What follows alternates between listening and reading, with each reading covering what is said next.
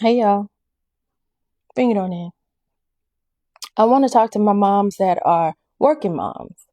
Those of you that are working in corporate America, those of you that are not working in corporate America, but you go to work every single solitary day. How many of you have gone to work in tears? How many of you are still going to work in tears?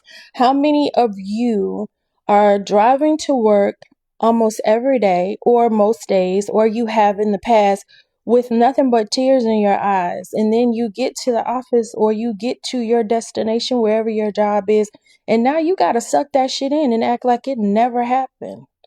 How many of you had to mask your emotions and your pain caused by your child? Because, contrary to popular belief amongst these younger generations, you guys do cause us trauma and you have definitely caused us pain.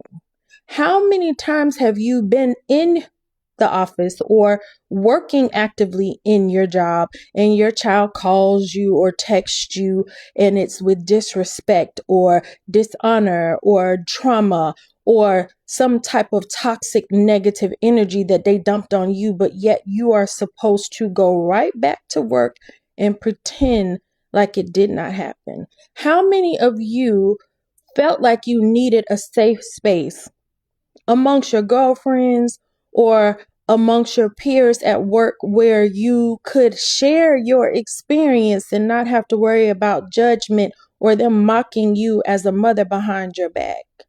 How many times have you had to go in the bathroom and cry? How many times have you had to walk out of the building and get in your car and cry, or walk around the building to cry simply because your child has made the decision to dump all of their toxic negative energy on you? I have. I have countless times. I've worked in corporate America for quite some time for Fortune 500 companies. And before I became an entrepreneur and before I took this journey to walk in purpose, and there have been countless times that I have driven to work in tears. There have been countless times that I have been in important meetings and I will get a text or a phone call from my son, or numerous, so you automatically assume there's an emergency, only to pick up or respond and be cursed out, abused, disrespected simply because his day wasn't going well, or because he and his girlfriend had been in an argument, or he and his baby mama had been into an argument or a fight. We are always the dumping ground for our children, some of them for their toxic and their negative energy, and we become responsible for their bad choices.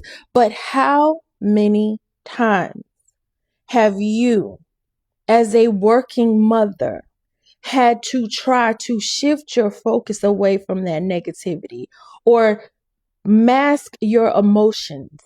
How many times? I I can't even count the times. But that is why I created this platform. I created this platform so I could speak on the taboo topics that nobody wants to talk about.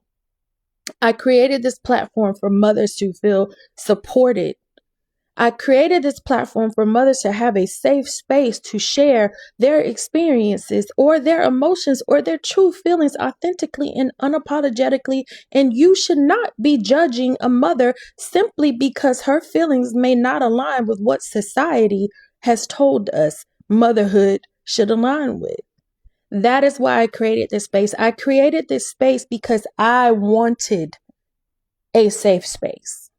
I wanted to be able to share my experiences with the people that were in my circle without feeling like they would judge me or talk behind my back or mock me as a mother behind my back.